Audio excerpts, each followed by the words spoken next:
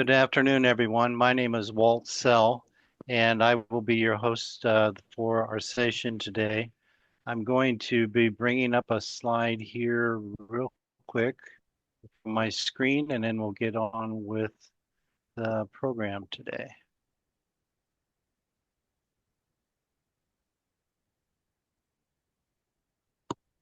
So this Soil Health Digital Café is brought to you by the Soil Health Nexus.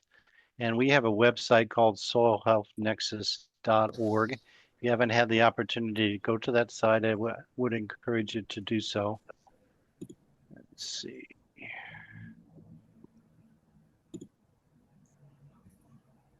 For some reason, it's not letting me advance my slide. So I'm just going to go off the top of my head. We have some really nice slides, and see if I can get them here in a little bit. But the Soil Health Nexus is a university-led team dedicated to increasing access to research-based soil health knowledge, extension, and resources. The team includes representatives from all 12 North Central region states.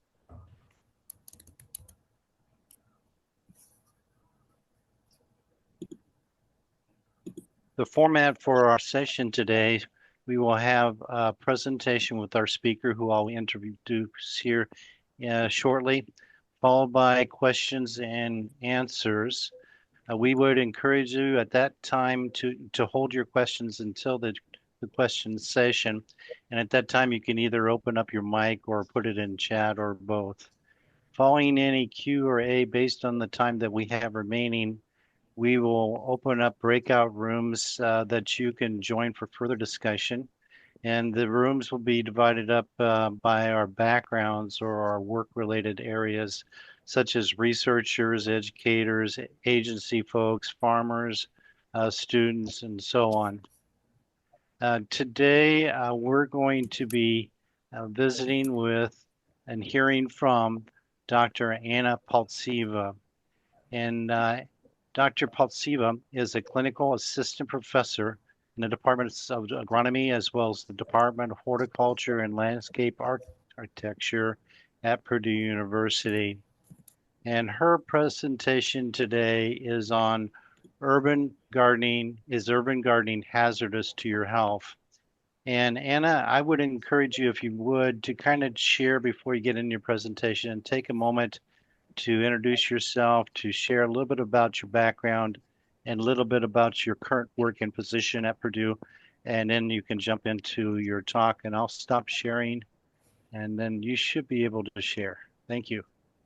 Thank you so much for a wonderful introduction. Let's see how okay, I will share in one of my slides. It's actually my background. Can you see it? I can see your slides, but they're not in presentation mode. It just looks a little unusual from what I see it normally. It is, hold on. Yeah.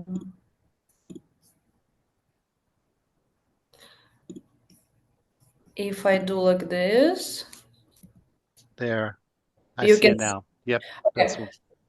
For some reason now I don't see Zoom, strangely. Do you see it now still? I see you, a picture of yourself, and I see your slides. Okay, so the slides are fine. I just don't, for some reason, I don't see the normal Zoom setup. So as long as you see it. So I will talk about the urban soil health and what I do at the Purdue now. But my journey started in agriculture from my early years. But on this picture, you will see something that really represents my research in the last 10 years is the urban gardening. And as in the background, you might recognize New York City skyline. So how did I end up to Purdue from New York City, and where is my accent from? Originally, I was born and raised in Russia, in the South Russia, close to Georgia or Turkey. It's a very agriculture-rich state. The most, like the main economic sector is agriculture, and my parents are professional agronomists. So for generations in my family, people were farming or involved in agriculture one way or another, being agronomists, farmers, or maybe mechanical engineers, but everything related to farmland and gardening. And culturally, we also very rich and very invested in gardening. My parents grow a lot of different fruits and vegetables. You can see my niece holding watermelon, my father grew, but this is basically the area I grew up, and my parents educated me to take care our own garden, land, our surroundings, because it really feeds us. So as I was growing up, I developed interest in ecology and how everything is connected. And I studied in a university in Russia, North Caucasus Federal University, ecology and nature management, because I really love to see how everything is interconnected and how we can preserve what we have in nature. And I started my research actually in water quality as undergrad. But then when I moved to New York City, I learned about soil, more about gardens. I was very surprised to see gardens in the middle of New York. For me, growing up in rural areas, gardening was part of survival. Like everyone is doing it because you need to preserve vegetables throughout the year. But in New York, I was like, why people do this? They have so many stores and everything is just in abundance. So I started, studying in undergraduate program at Brooklyn College. Then I transferred from Russia, so it was a short undergraduate program. I studied my PhD with Joshua Chain. Maybe some of you know it. He runs an urban soil lab at Brooklyn College, and this is where most of my training was. And I will show you through this presentation how I took this practice and experience from our lab in Brooklyn, developed my lab in Louisiana, where I moved. Well, 4.5 years ago, after my PhD during COVID, I moved from New York City to Lafayette, Louisiana, and today I will walk you through one of the research projects we did and completed with my master's student. And now I'm on a journey at Purdue, where I'm continuing to work on urban agriculture, establishing a new urban soil initiative. I call it the Soils for Sustainable Cities. If anyone is interested in collaborating or learning more and getting together outside of this presentation, I would really love that. I'm looking for new partnerships and new collaborations in the Midwest. And into this presentation, you will get an idea of what I have done. And this is the direction I will be working at Purdue, as well as moving towards other contaminants. Today we'll talk about heavy metals, lead specifically, but I'm open to investigate emerging contaminants, including like PFAS and microplastics. And now with the Purdue possibilities, the availability of equipment, it will be more possible to do. But let's go back to New York City. This is the garden in Brooklyn. Looks pretty beautiful. And something that I've learned that gardening is more than just producing food. I didn't think about it. Well, we had to garden it and grow our own vegetables. But of course, it is provide nutritious food for people. It also brings families together and neighbors. For city dwellers, it decreases the reduction of their bill by $600 on average per year if they grow their own food. It has mental health benefits because people get to work with the greenery, with soil. It's a physical activity, mental activity, really great for health. And it also found to minimize criminal activities. People are less likely to hurt their neighbors who work in the garden if they work together with them. And overall, it's a deeper connection to agriculture and nature.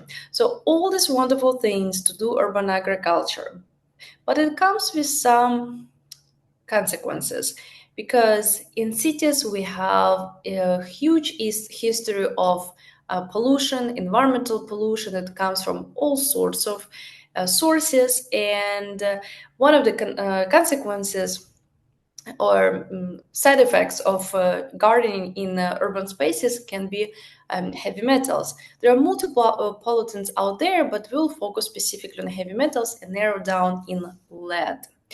So what are the contaminants that we find? It's heavy metals or metalloids, arsenic, cadmium, chromium, copper, mercury, nickel, lead, thallium, zinc, and so on. This is like the most common ones. I've studied lead and arsenic during my PhD. I continue to work with these metals and also map some other metals like chromium, copper, nickel, and zinc because they've really dispersed in the environment and can be harmful to humans as well as wildlife or plants if they're toxic. So where they're coming from? Some of them you can see they have a common industrial source, or maybe it's cars, like vehicles, can come from fertilizers. Like arsenic was really interesting. It's used as in the Northeast. It was used for killing gypsy moth insect. It was used as lead arsenate insecticide. They stopped using it in the middle of like 20th century, but for decades after, this metals are still in the soil. And a lot of these pollutants or contaminants, they're actually legacy contamination, as we call them, because they don't very minimally degrade over time, or and most of them actually stay in the soil. Something like arsenic is more mobile. It actually can move to groundwater, but when it comes to lead, it mostly stays in the topsoil unless there are some translocation or translocation factors or processes. Maybe there's erosion or flooding, something that can move the soil, but overall it stays where it was deposited. So a lot of cadmium can come from fertilizers like phosphate fertilizers. We want to add phosphorus, but together with that, we also add unwanted metals. And most interesting for me has been lead. It's a historical use of lead gasoline that accumulated over time, accumulated lead in soil. And even though lead was banned in 1978, but there were different phases how they would phase them out from different media. But overall, since late 70s, early 80s, it really dropped in use. But the contamination of that legacy metal is still in the soil. And we also find that when lead is chipped off the paints, it's also can come like from pesticides. So even nowadays, we don't use lead in paint. We can still find the houses that were built in early 20th century, before 1978, and they will have a high concentration of metals around their homes. So I typically like to ask this question when I'm in an auditorium, in the classroom, an auditorium, who is the parent in the class or in the room, and give this very unpleasant statistics. So this is where it gets a little bit depressing, but I promise the presentation will get better as we progress. So 1 out of 3 children in the world are lead poisoned. This lead comes from multiple sources, and in some countries, lead, like in Europe, lead was banned in early 20th century. In the US, it was late 20th century. Some other countries only banned them in 2000s. I think the last country who banned it was Albania. It was in 2021. So really long time. It's been a long time that lead is in our environment and affects children. So how bad it is where it's coming from, and how it gets to human body. So lead is neurotoxin. It affects cognitive development of children. It actually affects the children's IQ, and if kids are exposed to it for a very long time, like chronically, then they will see this cognitive development problems. If a child was exposed to lead for a short period of time, it is possible there is no effect on a young body.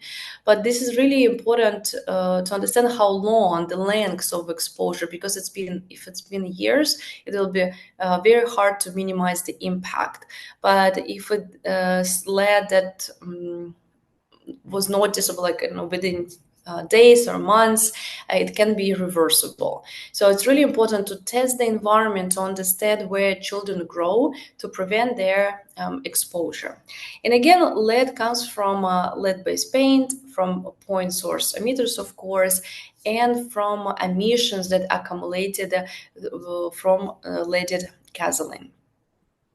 How it gets to human body? There are these three main sources, like pathways: through plant uptake. If vegetables that we grow pick up metals and then we consume them, it can go through leaching to groundwater, and it can actually, the main pathway is through direct exposure, through ingestion and house dust.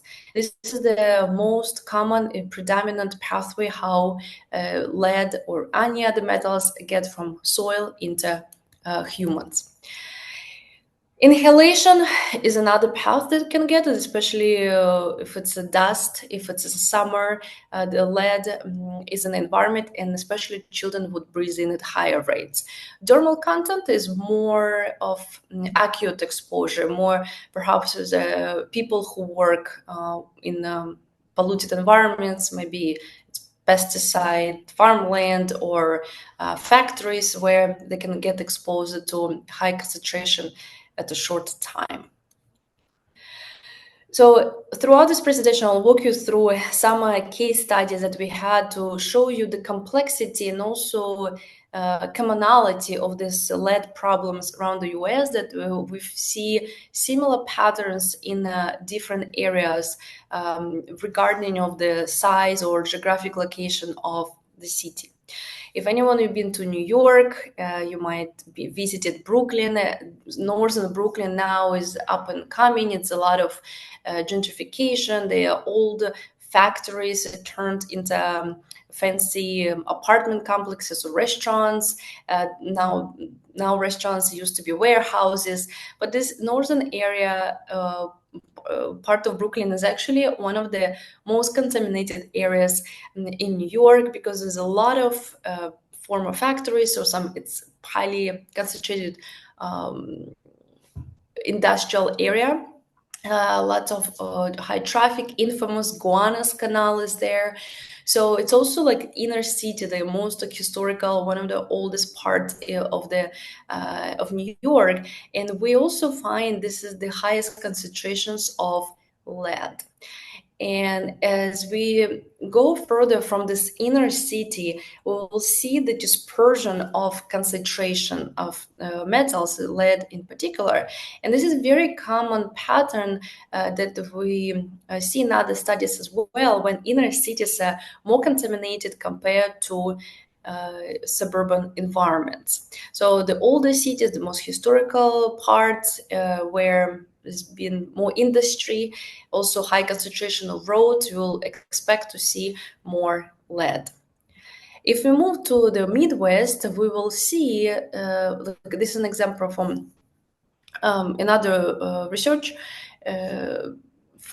Scientists found this concentration of Chicago. You can see how high the numbers are. And this is the,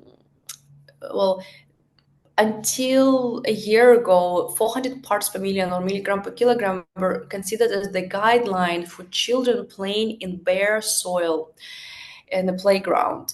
Nowadays, since January 2024, the new guideline is 200. So if you look at this, basically most of Chicago from their Kriging mapping shows it's a high concentration of than 200. So something for us to know and test more widely, because especially in our backyards, especially in areas where we want to garden, because you know how soils are heterogeneous.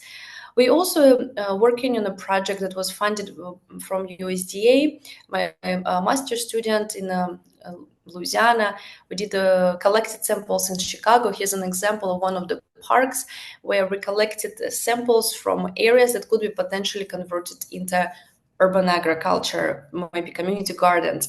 And we see this is a preliminary map. We see also heterogeneity of the data points, that the soils are very different, and we really need to target the hotspots. We need to understand where those hotspots are and propose remediation mechanisms so we can use this soil for gardening and agriculture. But it's really the numbers like all over the place. If we will go to Indianapolis, this research from Dr. Filippili from IU. He has done decades of work of collecting data from Indianapolis and other cities in the Midwest, but this is the yard map for lead, and this on the bottom is a drip line lead. And again, we see that the inner cities, the like downtown area of Indianapolis, has the red dots, high concentrations of lead compared to areas that are more of outskirts of the city. Very typical pattern. Now I'll walk you through a little like a case study. So I mentioned that the soils is super heterogeneous in urban areas. The numbers can be like all over the place, and it's super important to really understand what's in the soil where we want to garden. And several years ago, New York Post published an article that basically claimed that these community gardens in Brooklyn would give cancer to people. And we wanted to investigate, is this really true? So we came to them with my colleagues from Brooklyn College to this community garden, and we brought with us this instrument. You can see here, X-ray fluorescent analyzer. Maybe some of you use it. It's a portable analyzer. It's really great.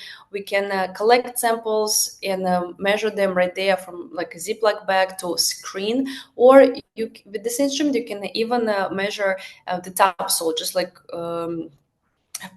point and shoot and get the concentration of metals within 1 minute.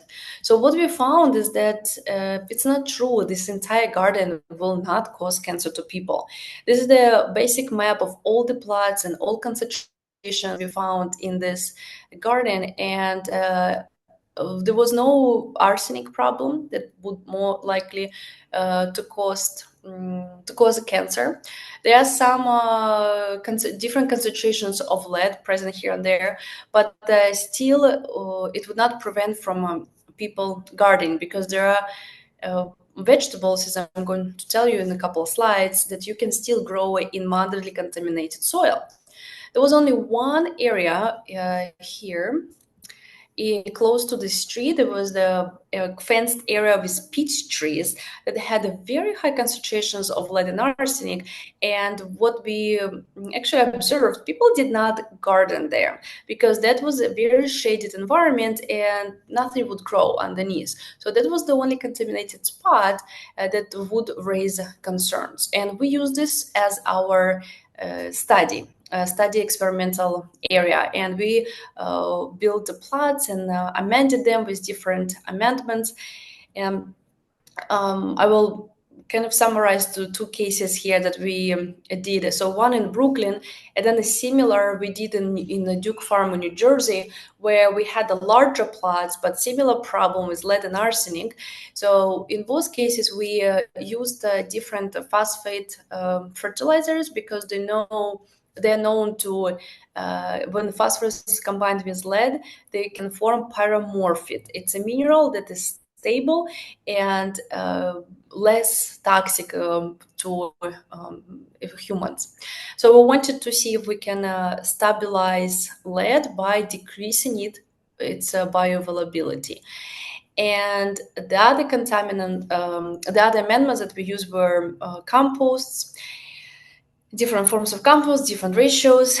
We want to find a way what would be the easiest for a gardener to apply in their gardens or backyards. So overall, what we found is throughout research and several projects that the plant type was more important than amendment. So plants would react differently or respond differently to metals and amendments that we applied. The highest concentrations of metals we found were either in root vegetables or in herbs. So the herbs, they have large surface area, it's above the ground. So what happens here is that they trap particles from surrounding areas. And when we wash produce, it's really important to wash it, of course. We reduce contamination, but some of the skin still can get adhered and very hard to wash it off. For root vegetables, as you can imagine, metals can go inside of a vegetable of the root as due to uptake, but it can also due to adhesion. So peeling would really help to reduce contamination of the vegetables. In terms of carrots, though, carrots a little tricky because when you cut the carrot, you see the core inside, right? There's like little ring. So this is like a second mechanism. So carrots can get contaminated because of the uptake and through surface contamination. Then after herbs and root vegetables, it's leafy greens that can also get easily contaminated from surrounding areas, from like splashes, from dust. It's not really through uptake, but really from surrounding areas that leaves that they capture this like dust and soil particles and adhere on their surfaces. And then we found that the safest plants to grow in contaminated or mildly contaminated soil would be fruity vegetables, something that creates the produce further from the surface. So it doesn't get much of a splashes from surrounding areas because the plant is tall and also has very oh my gosh, what's the word? So basically, it's very easy to wash off if it's a smooth surface, like a tomato or pepper. It's not like herbs when it can capture all the dust with the hairs on the surface, but tomatoes and peppers like eggplants, much easier to wash off, and that doesn't really get much adhered on the surfaces. Plus, fruity vegetables, they have stronger physiological barriers inside of the plant itself compared to root vegetables that have very weak barriers. And this is a really important finding because even if we have some presence of metals in the soil, we can still grow tomatoes, eggplants, squash, some maybe like cucumbers that can grow further from the surface if they're like growing against the fence or something, so the plants don't get splashes from surrounding contaminated area. There's another slide that basically summarizes what I just said, that the surface contamination is really one of the most predominant, especially source pathways, especially when it comes to leafy greens and herbs. It's not through plant uptake. Plant uptake is more for root vegetables. So when I finished my PhD, I did this research in the Urban Soil Lab in New York. I was teaching a lot. I will show you a little in a few slides the activities we did to share the research with the other people in the community. But I brought this knowledge that I gained in New York, and I brought it to Louisiana, Lafayette, Louisiana, and built in Delta Urban Soils Laboratory. This lab was focused on 4 pillars. It's environmental stewardship, community engagement, sustainability, science communication. Well, a lot of my students, undergraduate students who were taking soil science classes with me, would get trained in the lab. Some of the students would do internships with me, and some of them would want go for graduate program, do capstone projects or a full thesis. So it was a really fun and great experience. We were able to do some interesting projects in Louisiana or even in the Midwest. And we will always try to engage with citizen scientists or people in the community and children, because they're our future. And to make the difference, be impactful, we really need to educate kids about our environment, and in our case, soil in particular. So we did a lot of activities with children as well. So this is one of the recent papers that we published. You can use your smartphones to scan QR code to get access to this paper about Lafayette, Louisiana. I have to emphasize it here. What we did, we used our portable X-ray fluorescent analyzer. We used it in the lab for more consistent result. But my student, Holly, she was doing master program with me. We got funded by Louisiana Board of Regents to analyze soils in Lafayette for heavy metals and understand what is the potential human exposure, how harmful in lead is, and where it is. So we published this first part of the project on lead, and we're working on another paper for other metals and mapping. So generally, we used these different diagrams of kind of guide the sampling technique. Some areas like around campus or parks, I included my undergraduate students in my classes. It was like undergraduate research experience in the classroom, essentially. We would go during labs and sample areas in a like grid pattern. And then they would process them in the lab and analyze, and it would become part of the overall project. And then students also were encouraged to bring samples from their homes or their parents' homes, friends' homes. And then areas of other residents, Holly, my student, we did a lot of outreach work where we would get access to people's homes, or they would invite us to come back to the home and collect samples themselves, or we would provide the guidelines how to collect it, where to collect the samples, and they would drop it at the university. So essentially, this it looked like my students in the park collecting and mixing in the samples, would bring them to the lab. This is I'm training my students how to use XRF. It was turned off, don't worry, I did not x-ray anyone's hand, but this is Holly, main face behind this Lafayette research. So really a lot of students were involved in this project. And it's really fun to see the results, because we can actually analyze it very quickly and then understand where the hotspots are. So, and here they are. The dark areas, as you can guess now, is the inner city part of Lafayette, is the historical part of the city.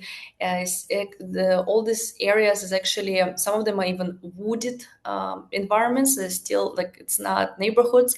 So we try to collect samples.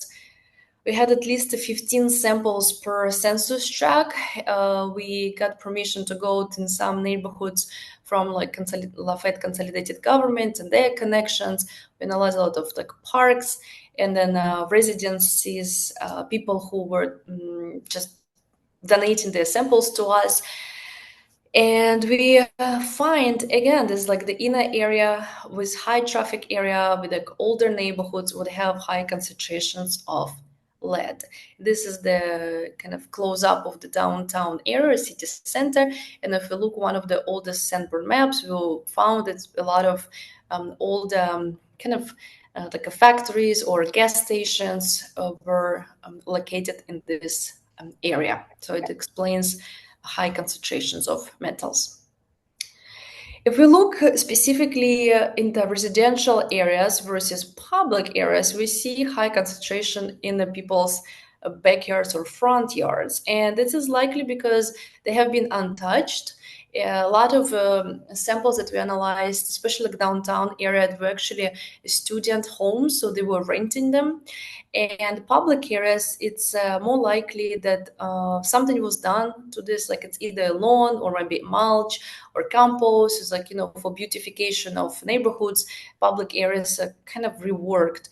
And this is also kind of a typical pattern to see that we notice it in New York City as well, where backyards would have high concentrations of lead compared to public spaces. It was a little tricky to find the home age, like house age. For whatever information we could find, like a median housing per year built, we found that houses that were built before 1970s had a higher concentration of soil lead. Again, it confirms results we found in our studies that all the homes, the like drip lines, like perimeter of the house, would have high concentrations of lead compared to newer homes. So lead comes from the paint, from the walls or from the roofing. We also looked at areas that is around the house, like called the foundation, open space around the residential area, and close to the street side. And we found that street side and foundation would have higher concentration of lead. Again, so drip line or vehicle exhaust over time. And when we looked at the different management practices of soil, so some soils were what we call original, they were unmanaged. So it looks like nothing was ever done to the soil, or at least not for multiple years.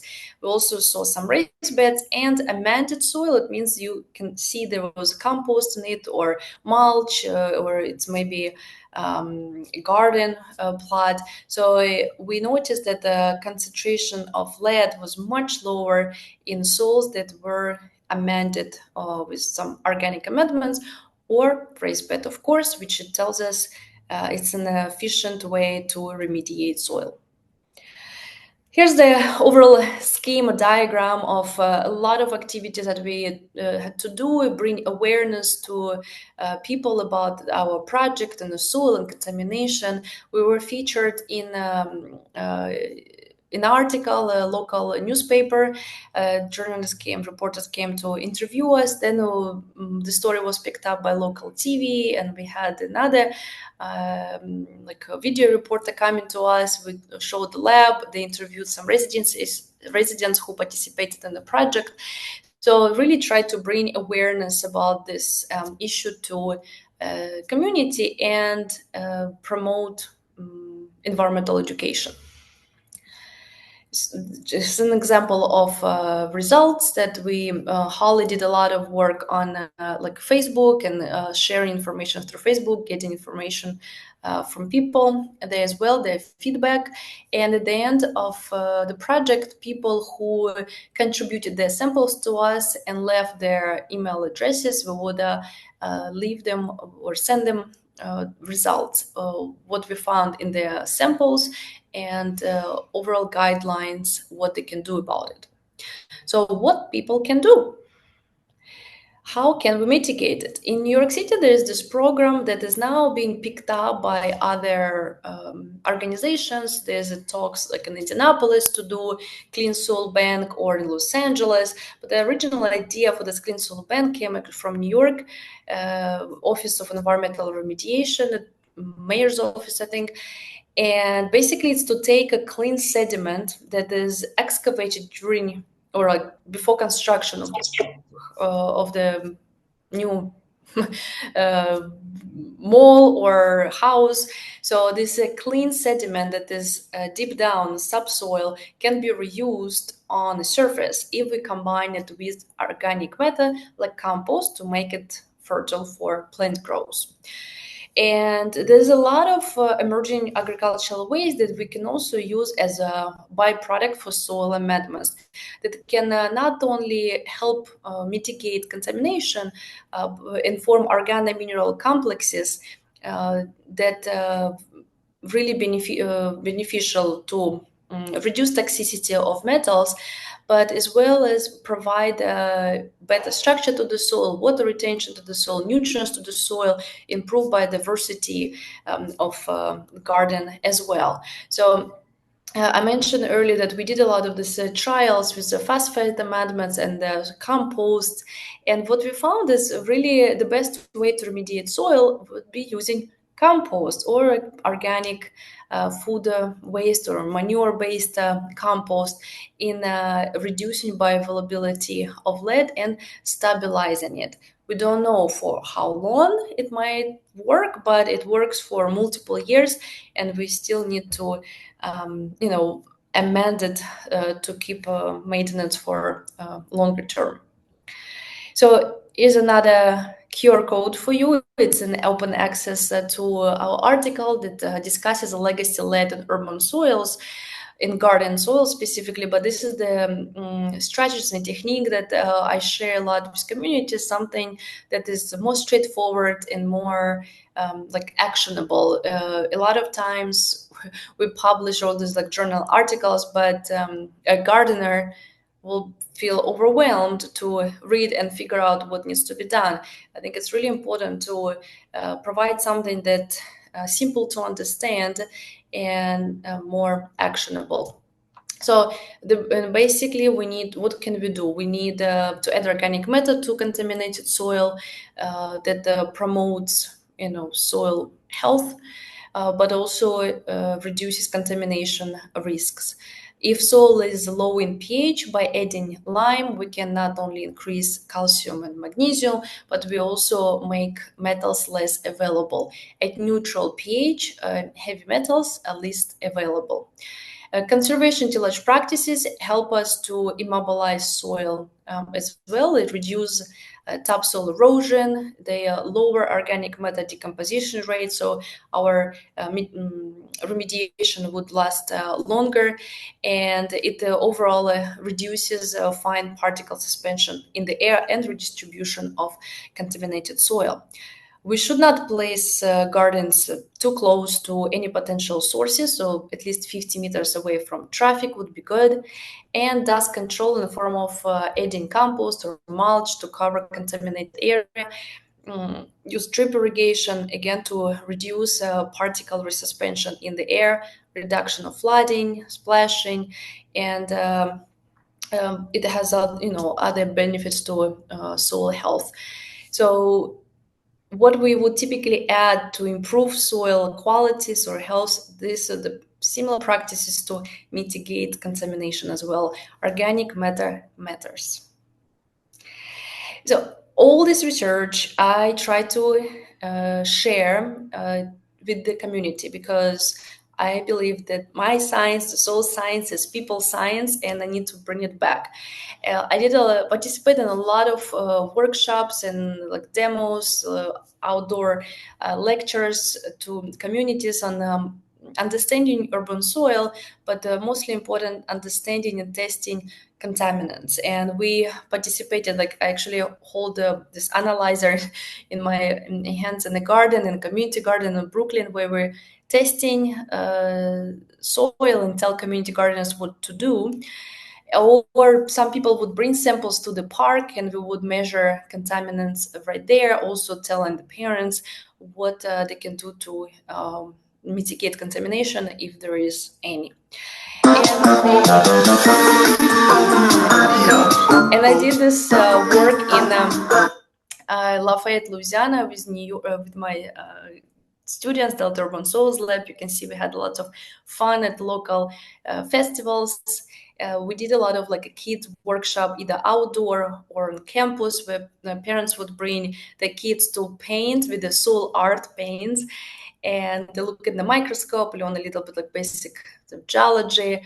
At the same time, we would talk to parents about the importance of testing and getting them involved into the project.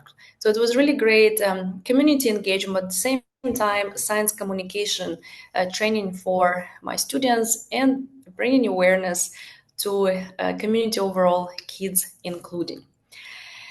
Oh, one of my recent work, publications I'm really proud of. I published last year the Urban Soil Guide. It's a field and lab manual that allows people to test soils in their backyards or gardens, or teach using this manual as a instrument, as a tool to teach workshop or classes.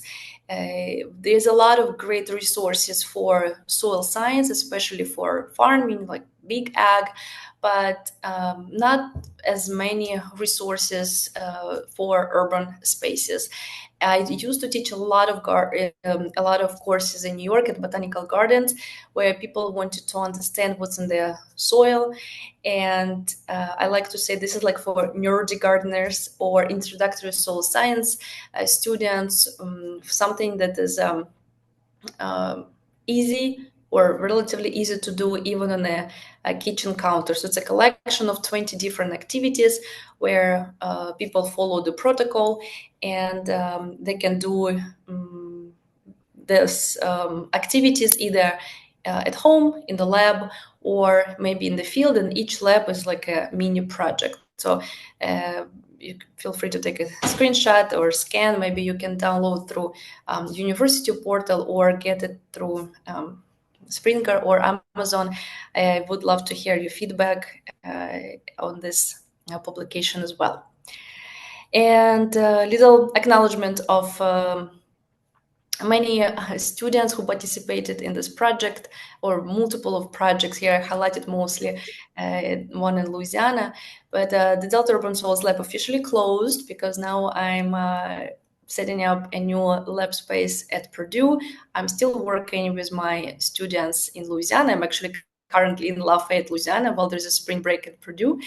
My another student is just defended a few days ago on using compost, aerobic and anaerobic compost for bioremediation of lead from New Orleans soil. So there'll be more research coming out soon. But I'm really grateful for support of our Board of Regents, who gave a grant for Lafayette study, and USDA was helping with the XRF study and Chicago study as well, and a lot of people who were supporting of the project throughout my career. If you like to stay in touch, is my contact information. It's Paltseva at purdue.edu. I have a YouTube channel where you'll find a lot of, if you just look up my name, Anna Paltseva, a lot of lectures from urban soil science, not just mine, actually, it's mostly other people with their permission, of course. I shared them. It's like a short 40 plus minute lectures that they gave to my classes, but I thought why not to share it with a wide audience, because not everyone has access to textbooks. There's not a lot of textbooks on urban soil, and this is like really great to share research by the researcher who published studies on it and can share their latest findings. So look up if you're interested in finding more on urban soil sciences on the YouTube channel. There's some really cool lectures. And if you are using LinkedIn or Instagram, I'll be happy to connect and also learn what you're doing. Thank you so much, and I'm happy to answer any questions.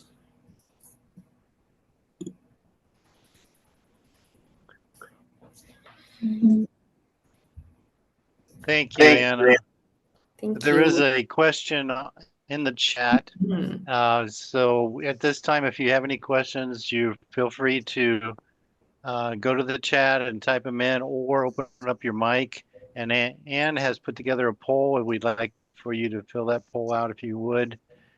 Great information. So I'm stepping aside here and just letting you look at the chat and respond to any mic questions, Anna. And we are not going to go into breakout groups because we've had such great information. We're just going to do the question and answer and then wrap it up for the session. Okay. Oh, hold on. Okay, so there's a where is my Zoom? Sometimes one question: have you looked into the chemical characteristics in your study to understand the impact on soil lead mobility and lead uptake? What are the forms of lead uptake by plants? Great question. There are multiple forms that let exist in the soil, and I actually studied my first paper in my beginning of my dissertation was on bioaccessibility of lead, and we were looking at specifically how what factors affect lead bioaccessibility or bioavailability. So what is the difference? Bioavailability is when lead is measured or tested in vivo on animals. So like someone feeds a swine or a mouse with lead, and then they take apart the animal and test what's in them. Or in vitro is when we mimic this gastric solution, human gastric solution, in lab conditions, and that's what we did. And we found that total lead concentrations may not always actually in urban environment in New York, we did not see correlation between total lead and bioaccessible lead, because lead comes from different sources. It can be in forms like it can be in ionic form, it can be in colloids, it can be combines like organomineral complexes or sulfides, sulfates, phosphates, oxides, carbonates, and all of them will have different bioaccessibility rates. Some of them will dissolve quicker, some more soluble, and some of them will be more persistent, something that if we actually want to have an environment like lead phosphates or sulfates, that will be stay immobilized much longer. So some other criteria would affect the lead availability in the environment. It's a pH. If it's close to neutral, then it's the best. When it's too acidic or too alkaline, depending on each metal have a different preference, the availability of metals will change and become more toxic and more available for plants. The amount of clay, the amount of organic matter will affect the lead mobility as well. Typically, it holds on to it. If it's more sandy soil, lead may just precipitate more and move quicker compared to like clay soil. So we highly encourage to have more organic matter in the soil to kind of trap lead, but also dilution is solution to pollution. The old saying, but it's it kind of works because organic matter not only forms organomineral complexes with soil, with lead, but also it can dilute concentration in the soil and then in plant itself if it grows in a more favorable environment. Okay, so great question on assume that contamination is much less or negligent in small towns and rural areas. Would it be a correct assumption?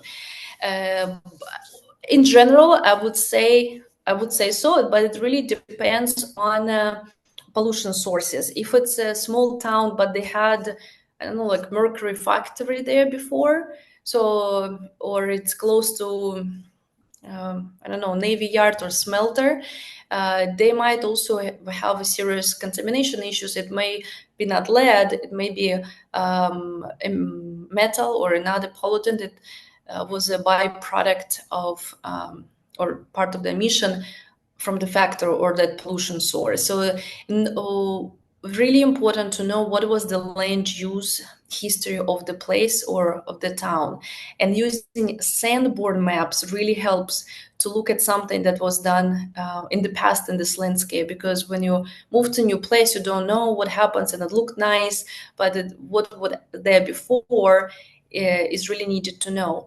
And there's also a trend of urbanization or expansion of cities, and the city boundaries go into like agriculture fields, and a lot of ag field, is converted into city boundaries. But at the same time, those old agriculture fields could be converted into, could be contaminated with pesticides. So also. we need to understand Alexa, what kind of land management was done in those fields. But how do you spell overall, mended? Mended is spelled M-E-N-D-E. but overall, assumption, I would say, less likely in a smaller town or rural areas compared to like big city. Can we test for heavy metals in our produce, whether grown or purchased? Yes, if you send it to a lab. I don't know which lab would that be. Mostly like big university, maybe like a Cornell, LSU, University of Maine. I think that's where my student tested, or maybe like in the Midwest. I'm still learning who is doing what, but some big universities who have soil lab or plant labs, they offer it as a service. I used it. I did it in Brooklyn College as part of research. We did the plant tissue digestions and actually analyzed what in our radishes or tomatoes and carrots. A lot of labs might do it for research purposes, but maybe not offer it. But you can for sure find who offers it. And yeah, it's good to know if you have some suspect that something might not be good with the environment. It's better to test to be sure. Have you researched cover crop that can tackle lead or other contaminants? Okay, so there is no there is no hyperaccumulator plant that can remediate lead, and there is a myth that sunflower can do it, but they don't. So plants can get a lot of lead inside of their tissue, but not enough to clean up the soil or not in a reasonable amount of time. For lead, for arsenic, we did this research in arsenic. We used mustard green and Chinese fern. They didn't really grow well in New Jersey, but they were people did it in Florida and California, and were quite successful with that. I know for nickel, some colleagues in Europe, actually, it's very successful projects for nickel. So there are some plants, hyperaccumulator plants for other metals, but lead that can remediate or help with stabilization of metals in soil. Years ago, so here there's about from sunflowers. Yeah, so sunflower is not. It's essentially a myth. It's not going to clean up the soil. But for arsenic, I don't know about arsenic and sunflower. I know sunflower used a lot for lead. There is this article.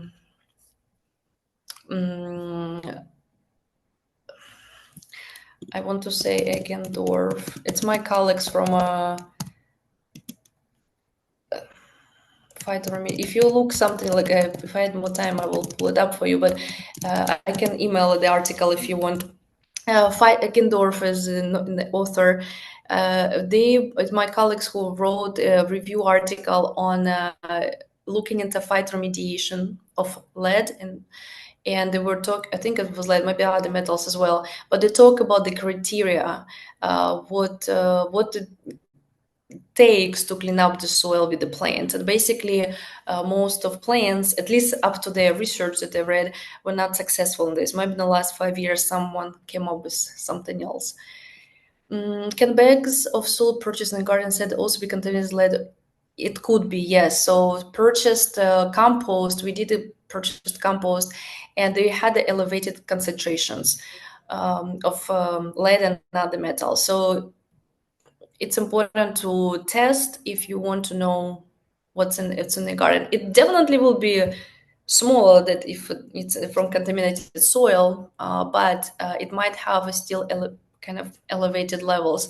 They don't really report it on a bag, and the only way to find it out is to test yourself. Have you found any particular heavy metal that actually is inconsistent with when compared to lead data? I'm looking to test lead, chromium, cadmium. Yes, this is a great question. XRF can, it's a tricky thing. We're working on a review paper to actually to discuss this more. Some instruments can overlap, interfere between lead and arsenic and may not show the correct values.